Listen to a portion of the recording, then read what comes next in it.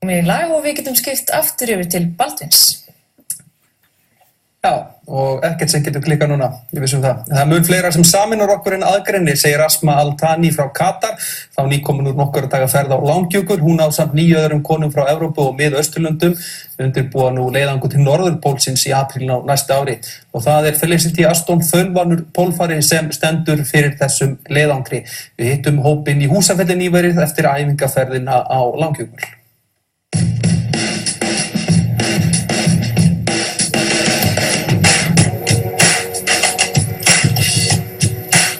The project is the Euro-Arabian North Pole expedition, and the idea is to bring women from across the Middle East together with women from across Europe to form an expedition team to ski the last degree to the North Pole in April 2017. So we're here in Iceland as our very first training expedition, because many of the women who are from countries like Saudi Arabia, Oman, Jordan, Slovenia, France, Germany, Cyprus, for some of them, they've never been colder than 10 degrees before. They've never been on a pair of skis. They've never spent the night in a tent. And so this is a really important first step on our journey to the North Pole. I started off by putting up a website where any woman from any one of these two regions could apply to join the expedition. And I was astonished and thrilled, but I had over 1,000 applications from women across the Middle East and across Europe. And so it became a really big job to try and sort through those applications to get not just the best people for the expedition, but the best mix of people. So I wanted this team to be as representative as possible. So we range in age from 26 to 48. We have wives and mothers in there, as well as single women. We have teachers, scientists, all sorts of different occupations. And so I hope that whoever it is that reads about our expedition and our team finds at least one person in there that they think, oh, you know, she's a bit like me, or she reflects my situation in some way. To be honest, cold is not my friend. I'm coming from a really hot country, 40, it can be up to 50 degrees. So I come from that kind of weather. So just being in the snow is it's really something scary for me.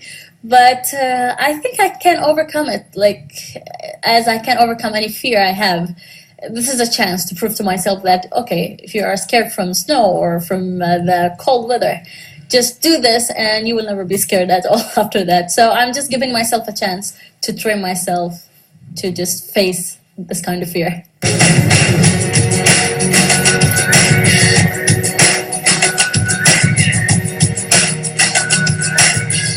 To me, I'm not a person that would be like, oh, there is -20, let's go.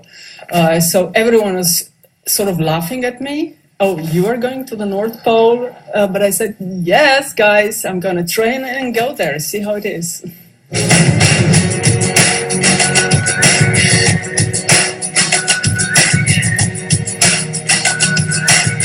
My family were very behind it, to be honest. My mom was like, yep, that's my girl. Go ahead, do whatever you want to do.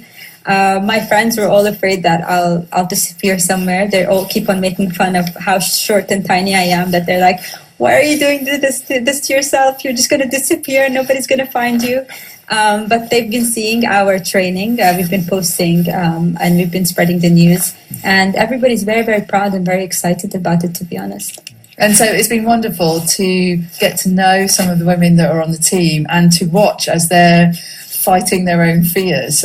We've been on the glacier for 5 days and they had temperatures down to -16. We had some really challenging weather as well as some beautiful weather. How was it sleeping on the glacier? Cold. It was cold. I think one night it was 16 degrees below. To me, okay, that part is not that heavy, but going to the bathroom in the middle of the night, that was quite challenging, and I had to do it every night because I was cold. But on the other hand, I was rewarded with Northern Lights, which was so I was almost looking forward. Actually, on the first day that I was on the glacier, there was a blizzard kind of thing. It was very windy, And I just started crying. I'm like, what did I do to myself? Why am I here? This is so scary. But then it just kept on getting better, and now I'm even more, I think, more sure about going to the North Pole, to be honest. Just to be with the team and all working together and getting used to something completely different than what I'm used to. I'm more sure about it now. The training was great. I was a little less satisfied with our snacks packing during the day. Okay, let me show you one. I have it from... So this is, oh my God, raisins. I know. This is what we had like for lunch. Really? Yes.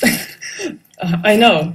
Delicious, right? Yeah. Everything very delicious, except for the raisins. I don't like them. But you know, when you're hungry and out there, you just eat everything. I've been putting together expeditions to polar regions for almost 20 years now, and so I know that expeditions are a very good leveller.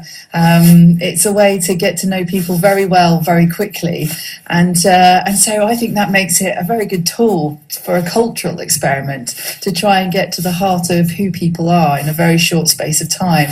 And so although this might seem like quite a bizarre way to try and address gender inequality and international politics, I think it's a very human and personal way to try and find some answers to much bigger questions. And so that's what I really hope. Although this expedition is about getting to the North Pole, the real heart of it is about addressing why we have these differences and perhaps come up with some solutions. It is really amazing how we are different with like different backgrounds, but still we are so similar. Like we're women, and like just being together, we love to chat, to talk about things, and do things in the same way.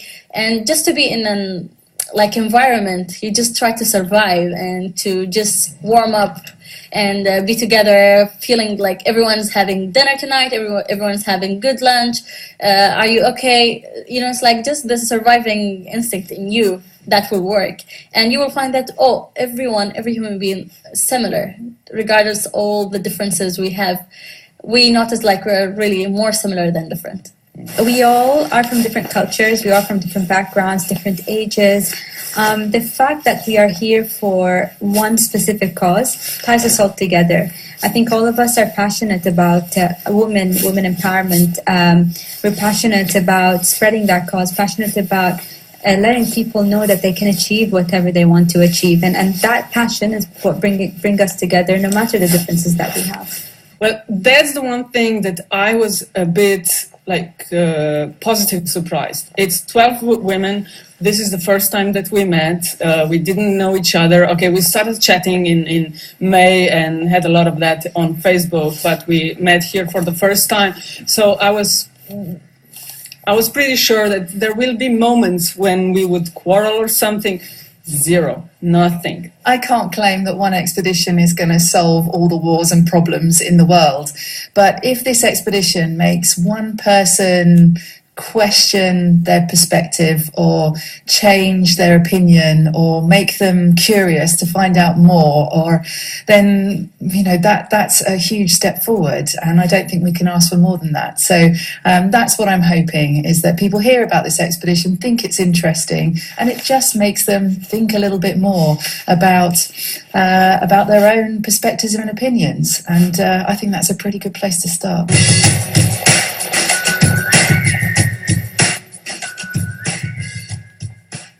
Það líður að lokum hjá okkur í kvöld. Elísabet Jökulsdóttir á síðasta